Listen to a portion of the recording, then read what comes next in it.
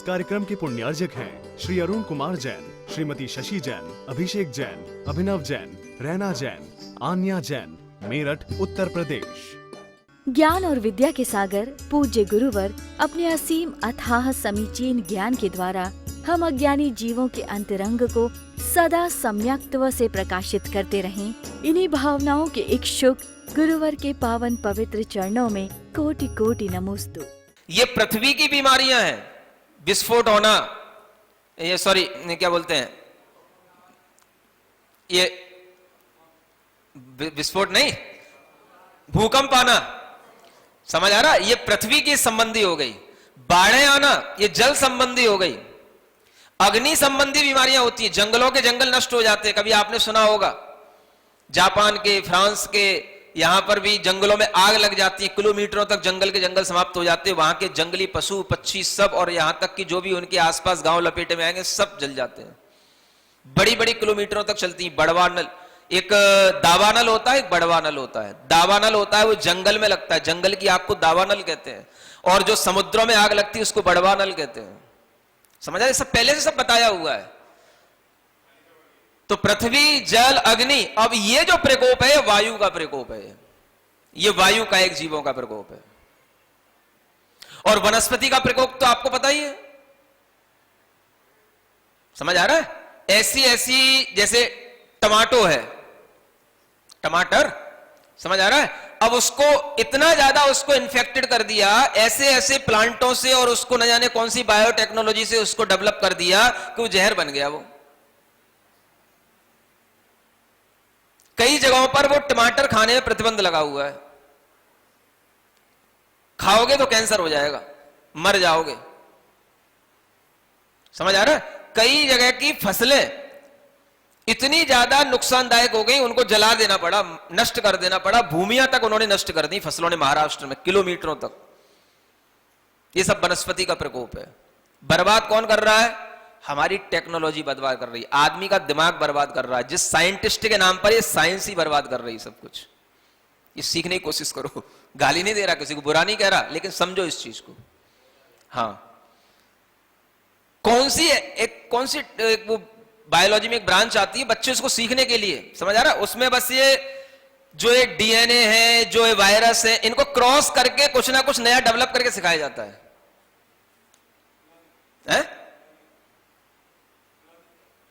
Clonic, वो clone तो अलग चीज हो गई, एक ये बायोटेक्नोलॉजी इस तरीके की होती है, जेनेटिक्स। हाँ, ये इसी तरीके की चीजें हैं। उनके जीन्स को कन्वर्ट करके नया जीन डेवलप करके और उससे जो है प्लांट किया जाता है, तो वो कुछ ना कुछ नया बना देता है वो। अब ये जीन्स का डेवलपमेंट क्या है? ये खेल है, बहुत बड़ा खिलवाड़ है प्रकृति के साथ में। सुअर का जीन ले रहे हो, टमाटर में डाल रहे हो, आदमी का जीन ले रहे हो, मछली में डाल रहे हो, मछली का जीन ले रहे हो, औरत में डाल रहे हो। ये इतना बड़ा खिलवाड़ है कि कुछ ना कुछ बन जाए बस। और जब इस तरीके के खिलवाड़ की अति हो जाती है तो विस्फोट होता है। फिर वो ये वनस्पति का विस्फोट है। 5 ही तत्व हैं प्रकृति में, आकाश कोई तत्व नहीं होता है। सुन लो, पृथ्वी, जल, अग्नि, वायु और वनस्पति। आकाश तो फैला हुआ है, वो तो सबका आधार है। जब भी कोई आपदा आएगी, विपदा आएगी, कोई भी प्राकृतिक घटना घटेगी, इन 5 के दुष्परिणाम के साथ होगी। और अभी जो कोरोना की जो आपदा चल रही है, ये वायु का एक जीवों के साथ ये दुष्परिणाम चल रहा है। ये उसका खेल है। इसलिए सबके मुंह नाक बंद कर रखे हैं। क्यों कर रखे हैं भाई? बस मुंह नाक बंद रखो। नाक से क्या निकलती है? वायु ही तो निकलती है। मुंह से क्या निकलता है? वायु निकलती है। बस मुंह नाक बंद रखो। अब इसके अलावा बंद करने को तरीका ही नहीं बचा। तो सबकी स्थिति वो चमगादड़ जैसी हो गई, बस आंखें खुली है सब मुंह नाक बंद है, मजबूर है। आ रही बात समझ में? तो ये समझ के रखो कि हम प्रकृति में क्या क्या चीजें हैं जो हमारे जैन साइंस में बताया गया है। पृथ्वी, जल, अग्नि, वायु, वनस्पति, दुनिया की हर आपदा इन्हीं के थ्रू आती है, और इनको लोग जीव नहीं समझ रहे हैं। समझ आ रहा है? इनका जब हम जरूरत से ज्यादा गलत उपयोग करते हैं तो ये हमारे लिए आपत्तियां बन जाती हैं, और उसी के दुष्परिणाम सामने होते हैं। और ये सब क्यों हो रहा है? तो आचार्य के सब खोटे ध्यान करने वाले लोग हैं। लैबों में बैठे बैठे, समझ आ रहा है, मोटा मोटा पैसा मिलता है, बड़े बड़े साइंटिस्ट, बड़ी बड़ी कंपनियां सब देती हैं, और लैबों में बैठे बैठे साइंटिस्टों के लिए यही सब प्रोजेक्ट दे दिए जाते हैं, आप बनाओ, ये कुछ एक्सपेरिमेंट करो, आपको चिंता नहीं करनी है अपनी जिंदगी की। क्या चाहिए? फ्लैट है, अपने जिंदगी भर के लिए आपको दे रखा है, बस आप ये बनाओ, करो, बस कुछ ऐसा करो जो हमारे ही देश में हो, दूसरे के देश के पास ना हो, बस ऐसा देश वालों ने उनको दे रखा है। और जब वो ऐसा कुछ कर पाते हैं तो इतनी खोटे ध्यान के कारण से कर पाते हैं। तो आचार्य कहते हैं पहले खोटे ध्यान तो छोड़ो। समझ आ रहा है? अब इतना खोटा ध्यान करने में जितनी हम ताकत लगाते हैं, हम अगर वही ताकत अच्छा ध्यान करने में लगाएं तो हमारी आत्मा यहां से सिद्धालय में पहुंचने में देर ना लगाए। इसी का नाम है राग को छोड़ना, वीतरागता की आराधना करना। संसार का राग छोड़ो, वीतराग प्रभु से अपने आप को जोड़ो, तभी आपके लिए इन सब कर्मों से मुक्ति मिलेगी। लक्ष्मी घनाश्लेष प्रभवानंदन नंदितम निष्ठितार्थमजं नौमि परमात्मानमव्ययम्।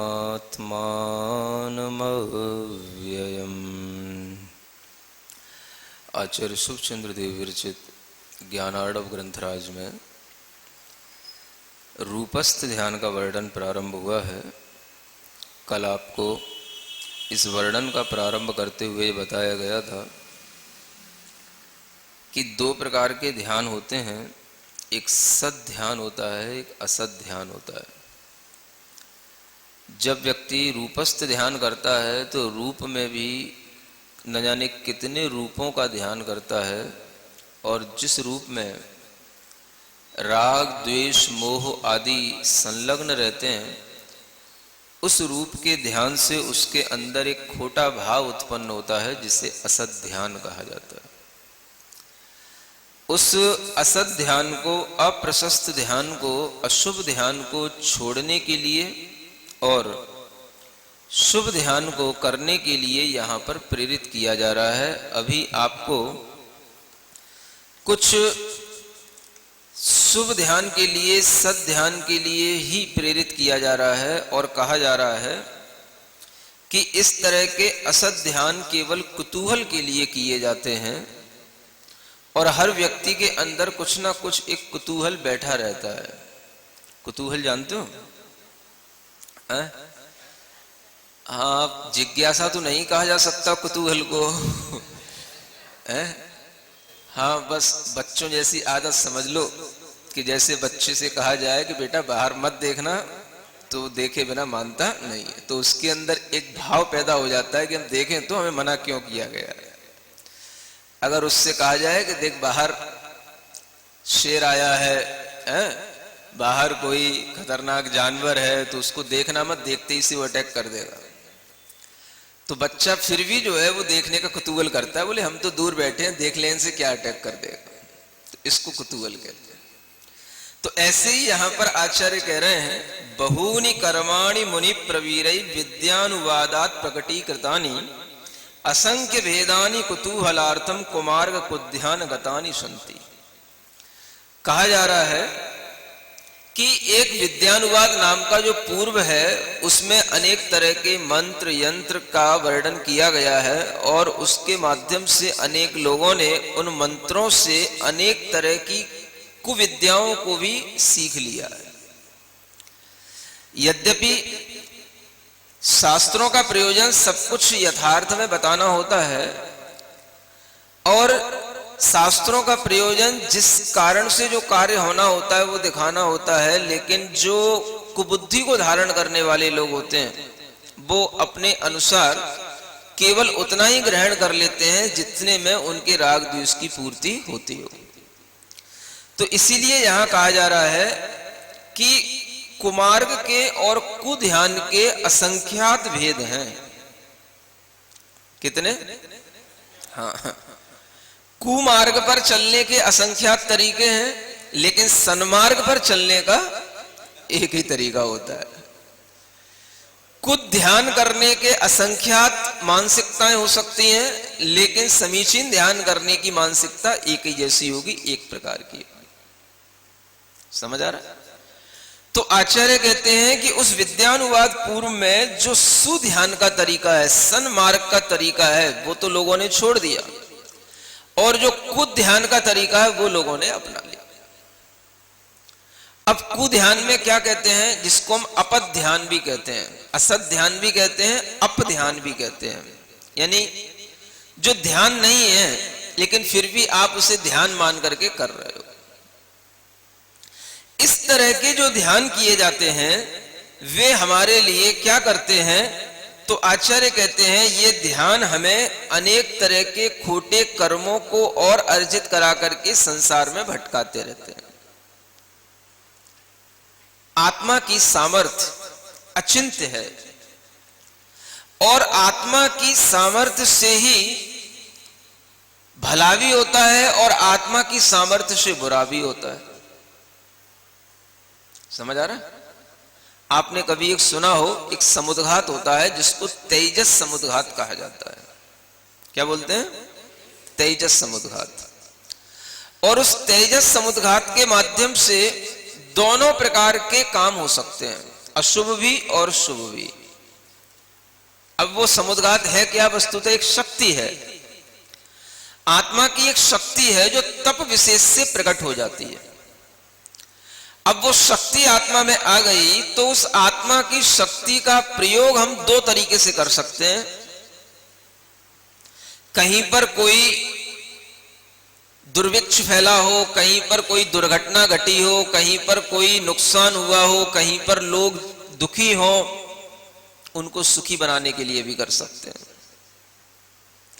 और कहीं पर सब अच्छा चल रहा हो, सब कुछ सुभिक्ष चल रहा हो, सब कुछ अच्छा वातावरण हो, और वहां पर हम जाकर के उसे सब तहस नहस भी कर सकते हैं। शक्ति एक ही है, उपयोग के ऊपर डिपेंड करता है कि हम उसका उपयोग किस तरह से कर रहे हैं, और उपयोग जो होता है वो आत्मा का अपना परिणाम होता है, आत्मा का अपना भाव होता है। शक्ति लगाकर के ध्यान किया जाता है और ध्यान से फिर शक्ति पैदा की जाती है। समझ में आ रहा है? शक्ति लगाकर के ध्यान किया जाता है। जिसके पास में आत्म शक्ति नहीं है वो ध्यान नहीं कर सकता, जिसके मन में शक्ति नहीं है वो ध्यान नहीं कर सकता। तो जितनी शक्ति है वो शक्ति लगा करके ध्यान करता है, और ध्यान से फिर आत्म शक्ति को प्रकट करता है। आत्मा की शक्ति को प्रकट करने के लिए भी हमें शक्ति का ही उपयोग करना पड़ेगा, जितनी शक्ति हमें मिली है। आज हमारे मन में जितनी शक्ति मिली, हमारे शरीर में जितनी शक्ति मिली, हमारे प्राणों को के माध्यम से जितनी शक्ति हमें मिली है, उस शक्ति का उपयोग हम जितना अपनी आत्मा के लिए करेंगे, आत्मा की शक्ति और बढ़ेगी। और जब आत्मा की शक्ति बढ़ती है तो वही शक्ति फिर हमारे लिए अनेक तरह के हमारे प्रयोजनों की सिद्धि भी करती है। अब वो प्रयोजन हमारा कैसा है ये हमारे उपयोग के ऊपर डिपेंड करता है। तो आचार्य कहते हैं कि असौ अनंत प्रथित प्रभाव स्वभाव तो यद्यपि यंत्र नाथ नियुज्यमाने स पुनः समाधौ करोति विश्वम चरणाग्रलीनम। यहां कहा जा रहा है जीव आत्मा को यंत्र नाथ कहा गया है। एक संज्ञा दी गई है जीव के लिए, क्या दी गई? यंत्र नाथ। इसी ज्ञानार्णव में एक जगह यंत्र वाहक आया है ना? यंत्र जानते हो? कोई भी मशीनरी होती है उसको यंत्र कहा जाता है। तो इस मशीनरी का जो शरीर एक मशीनरी है, इसका स्वामी कौन है? जीवात्मा। इसलिए उसको यंत्र नाथ कहा जाता है। समझ आ रहा है? एक नया नाम आत्मा का है। संसारी आत्मा जो शरीर के साथ में है, जो शरीर को चला रहा है, तो शरीर उसका अपने आत्मा के भावों के अनुसार चल रहा है। तो वह आत्मा जब शरीर के साथ है और शरीर को अपने ढंग से चला रहा है, तो उसे कहा जाएगा इस यंत्र का स्वामी, यंत्र का नाथ। आपके शरीर के स्वामी आप स्वयं हो। आपका आत्मा अपने शरीर रूपी यंत्र का नाथ है। इस शरीर रूपी यंत्र को चलाने वाला वाहक है, ड्राइवर है, उसका मालिक भी वही है। महसूस करते हो कभी? शरीर मेरा है, शरीर मेरा है, ये तो बोलते रहते हो हा? लेकिन ये मेरा कहने वाला कौन है ये नहीं कभी सोचते हो। शरीर मेरा है, शरीर मेरा है, मैं शरीर हूं ये तो सोचते हो, लेकिन जब मैं शरीर को चला रहा हूं तो शरीर चल रहा है, और जब मैं शरीर के अनुसार क्रिया करता हूं तो शरीर में वो क्रिया होती है। ये कभी सोच करके आप ये महसूस करते हो कि ये यंत्र है और इस यंत्र को चलाने वाला जो मैं हूं वो मैं अलग हूं और ये यंत्र अलग है? ये महसूस नहीं होता। ड्राइवर गाड़ी में बैठा है तो ड्राइवर ये समझता तो है कम से कम कि मैं गाड़ी चला रहा हूं, लेकिन आप अपने शरीर में बैठ करके कभी ये फीलिंग नहीं लाते हो कि मैं इस शरीर का स्वामी हूं। मैं जैसा चलाऊंगा शरीर वैसा चलेगा, जिस दिशा में ले जाऊंगा वैसा करेगा। इंद्रियों का जिस तरीके से मैं उपभोग इंद्रियों को दूंगा, इंद्रियां वैसा उपभोग करेंगी। मैं नहीं दूंगा तो इंद्रियां उपभोग नहीं करेंगी। मैं हूं करने वाला, मैं हूं इस शरीर की सेवा करने वाला, इस शरीर को आगे बढ़ाने वाला, इस शरीर को चलाने वाला। इस मैं को जो स्वामी कहा जा रहा है, इस यंत्र का, इस शरीर रूपी मशीन का जो आपको एक नाथ बनाया गया है, तो उस नाथ की ओर हमारी दृष्टि नहीं है। कभी हमें फीलिंग नहीं आती कि मैं इस शरीर का स्वामी हूं। बने क्या बैठे हैं? शरीर के दास बने बैठे हैं। समझ आ रहा है क्या है? हम इस शरीर के स्वामी हैं। यहां कहा जा रहा है कि यंत्रनाथ में स्वभाव से यद्यपि इतनी अनंत प्रभाव वाली शक्ति है कि अगर इसको समाधि में लगा दिया जाए तो सारा विश्व इसके चरणों में आगे आकर के बैठ जाए। इतनी शक्ति है इस यंत्रनाथ में। समझ आ रहा है? अगर यह आत्मा अपनी ही आत्मा में समाधि के भाव से लीन हो जाए और अपनी ही आत्म शक्ति को प्रकट करने लग जाए तो सब कोई इसके चरणों में आकर के बैठ जाए। ये सबका स्वामी है। आत्म शक्ति से बढ़कर के दुनिया में कोई शक्ति नहीं है, लेकिन यह यंत्रनाथ इस यंत्र का दास बना हुआ है। समझ आ रहा है? आप देखोगे कि यंत्र को चला रहे हैं लोग, लेकिन उन्हें पता नहीं रहता है कि मैं यंत्र को चला रहा हूं।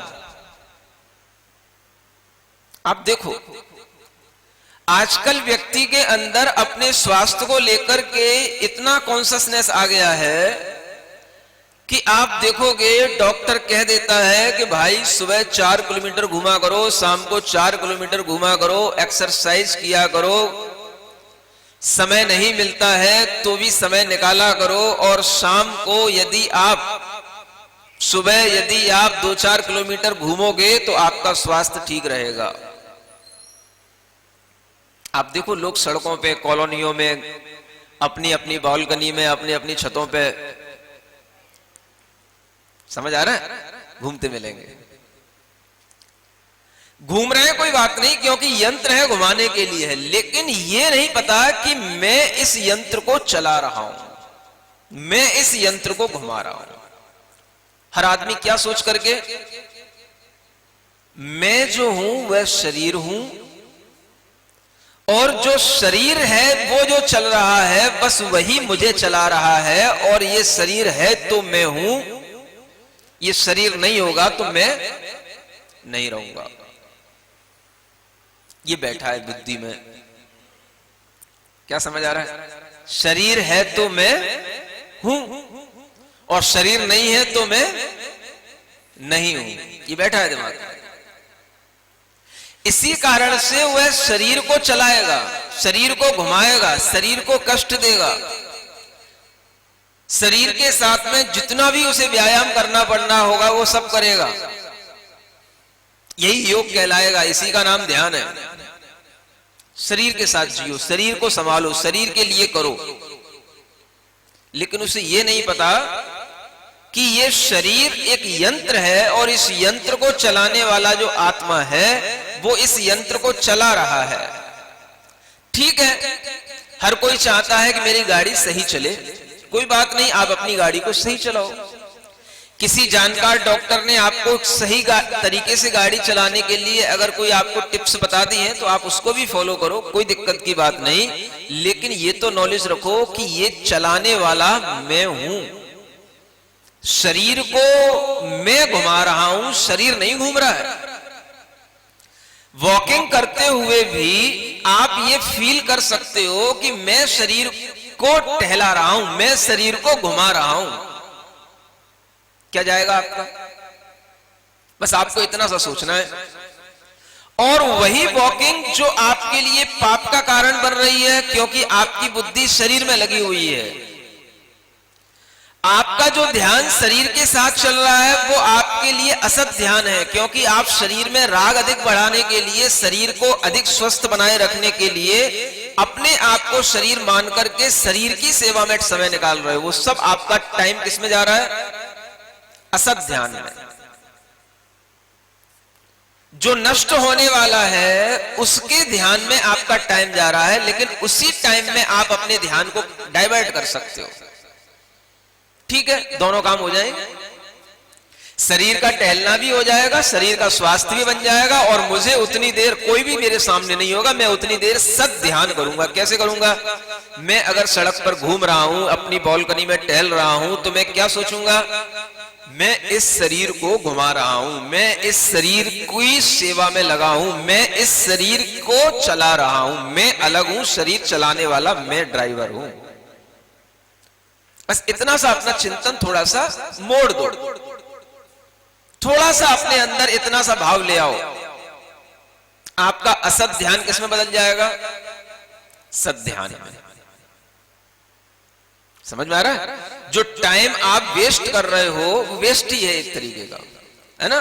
वो आपको लगने लगेगा कि इस टाइम में भी मैंने कुछ अच्छा कर लिया, शरीर का भी काम हो गया और मैंने अपनी आत्मा का भी जाप कर लिया, आत्मा की भी भावना कर ली, और मैंने उस समय पर आत्मा का भी ध्यान कर लिया, समझ लो। क्योंकि मैं अपनी आत्मा का ध्यान कर रहा हूं तभी तो ये बोलूंगा मैं शरीर को चला रहा हूं, मैं शरीर को खिला रहा हूं। क्या सुन रहे हो? कौन सुन रहा है? शरीर सुन रहा है? यंत्र सुन रहा है कि यंत्र का नाद सुन रहा है? मशीन सुन रही है कि मशीन का जो मालिक है वो सुन रहा है?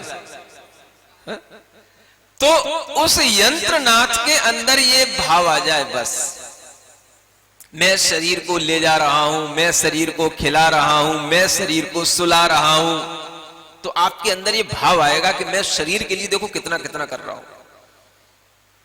इससे क्या फीलिंग आएगी आपको? कि मैं शरीर के लिए कितना कर रहा हूं, कितना करता हूं, सुबह से शाम तक शरीर के लिए ही करता हूं, और ये फिर भी बुढ़ापे की ओर जा रहा है, फिर भी रोगी हुआ जा रहा है, फिर भी इसमें पंचर लगते ही चले जा रहे हैं। पंचर समझते हो? नहीं समझ आ रहा? गाड़ी का पहिया होता है? कहीं उसमें कुछ लग जाता है, पंचर हो जाता है, फिर उसके ऊपर एक पंचर और लगा दिया जाता है। समझ आ रहा है? बस थोड़ी इसको साज संभाल कर देते हो, फिर चल पड़ता है। अब कितने लोगों की गाड़ी कितनी तरीके से पंचर है, समझ आ रहा है? हाथ पंचर है, पैर पंचर है, पीठ पंचर है, घुटने पंचर है, समझ आ रहा है? पूरी नाक कान सब पंचर होते चले जा रहे हैं, लेकिन फिर भी उन्हें पता नहीं है क्या चल रहा है, लेकिन फिर भी ऐसा लग रहा है बस गाड़ी ठीक हो जाए, गाड़ी ठीक हो जाए, गाड़ी बिल्कुल वो चीज चाह रहे हैं कि बुढ़ापे की गाड़ी जवानी में आ जाए, बस उनका बस नहीं चल रहा है। महाराज आशीर्वाद दे दो आप। यही आशीर्वाद मांगने भी आते कई लोग। अब वो पंचर है तो होगी, अब कितना पंचर करके आप उसकी तरफ ये तो देखो कि कितनी पंचर हो चुकी गाड़ी। अब इस गाड़ी को हमें ज्यादा पंचर हो गई, बहुत ज्यादा खराब हो गई, बहुत ज्यादा आउटडेटेड हो गई, परेशान कर रखा है इसने।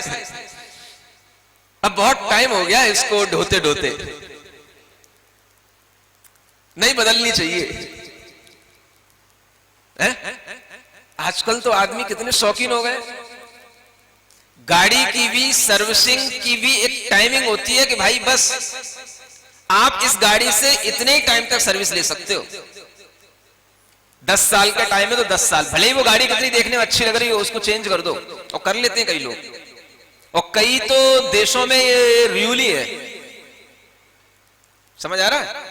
अगर वो गाड़ी आपने जब खरीदी है वहां पे टाइम दे दिया जाता है, बस भाई आपको 10 साल बाद, 18 साल बाद, 15 साल बाद आपको इसको अलग कर देना है। अब भले ही आपने इसको चाहे चलाई हो या ना चलाई हो, कितने ही अच्छे ढंग से रखी हो, चाहे खराब हुई ना हो, भले ही उसमें एक स्क्रैच ना आया हो, लेकिन आपको उसको बदल देना है।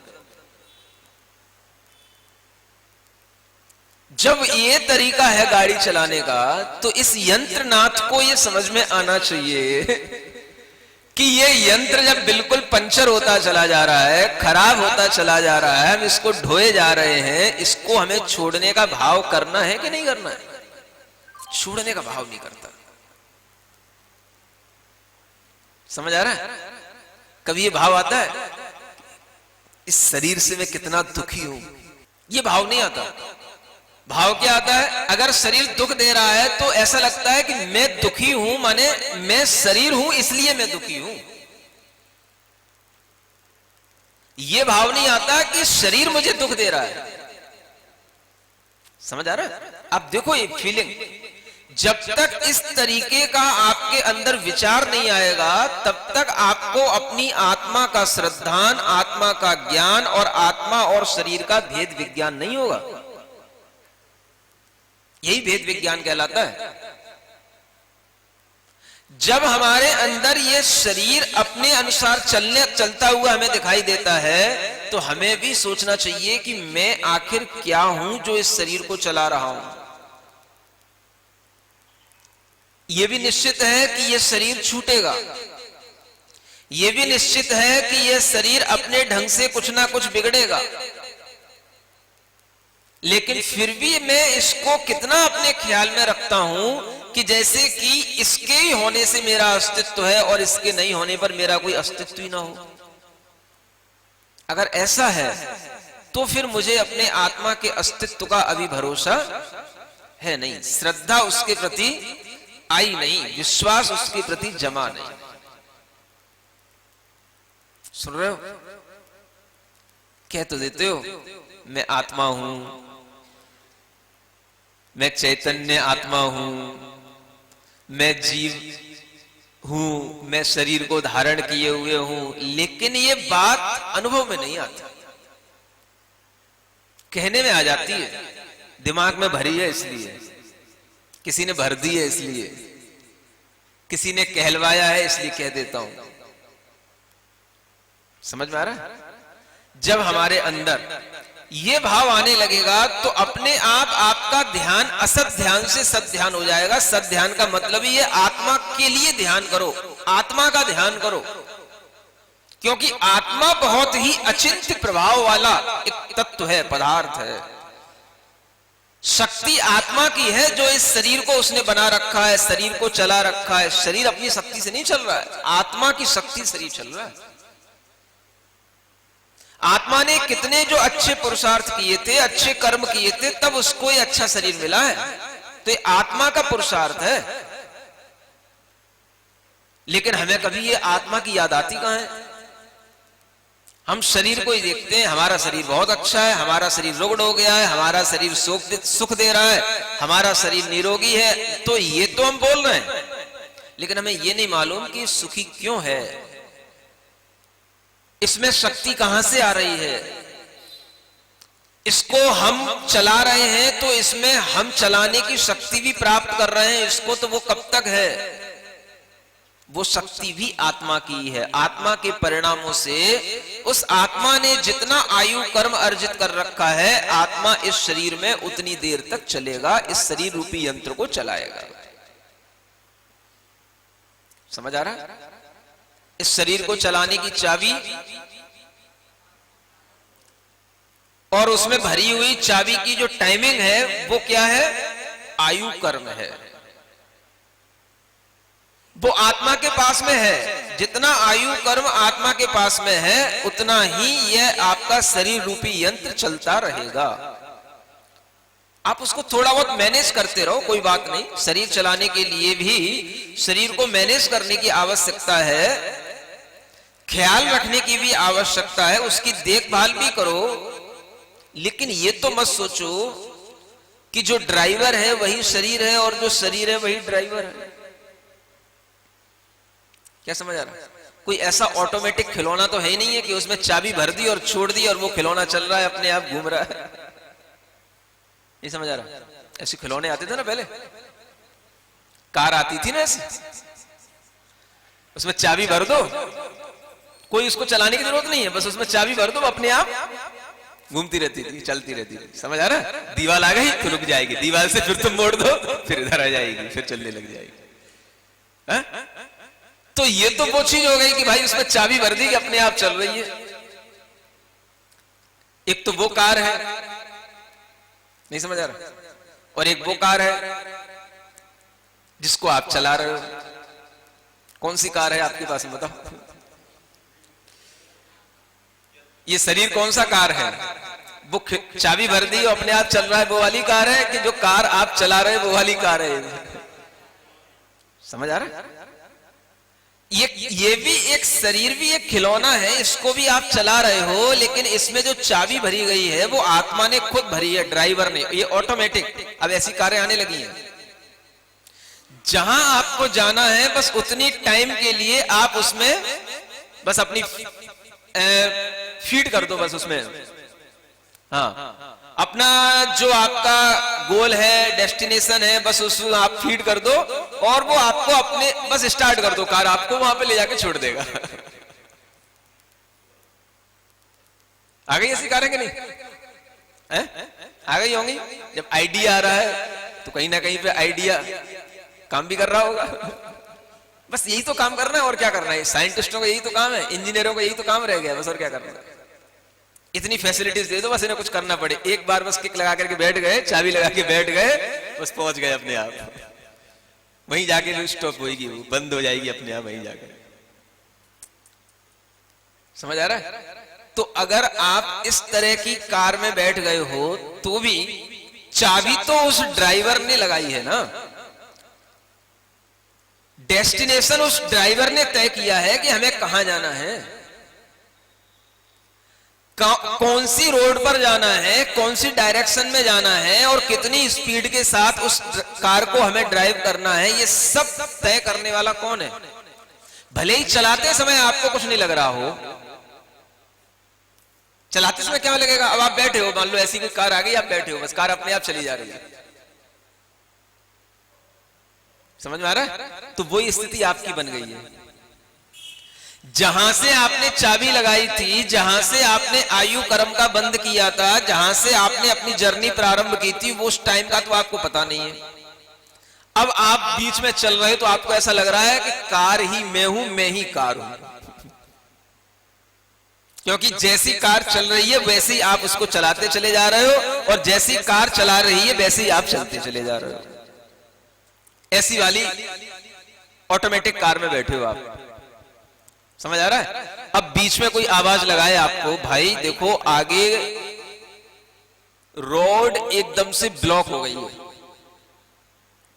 समझ आ रहा है? आपकी कार स्पीड पे जा रही है, आप ख्याल रखो, अपनी कार को कंट्रोल में करो।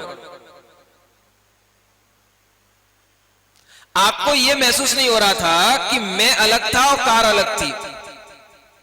समझ आ रहा है? जब कोई ने आवाज लगाई, कार की स्टीयरिंग पकड़ो, ब्रेक कंट्रोल करो, आगे 5 किलोमीटर के बाद में आपको बहुत बड़ी दीवार मिलने वाली है, अगर इसी स्पीड से कार चलती रहेगी टकरा जाएगी उससे। ज्ञान और विद्या के सागर पूज्य गुरुवर अपने असीम अथाह समीचीन ज्ञान के द्वारा हम अज्ञानी जीवों के अंतरंग को सदा सम्यक्त्व से प्रकाशित करते रहें। इन्हीं भावनाओं के इच्छुक गुरुवर के पावन पवित्र चरणों में कोटि कोटि नमोस्तु। इस कार्यक्रम के पुण्यार्जक हैं श्री अरुण कुमार जैन, श्रीमती शशि जैन, अभिषेक जैन, अभिनव जैन, रैना जैन, आन्या जैन, मेरठ, उत्तर प्रदेश।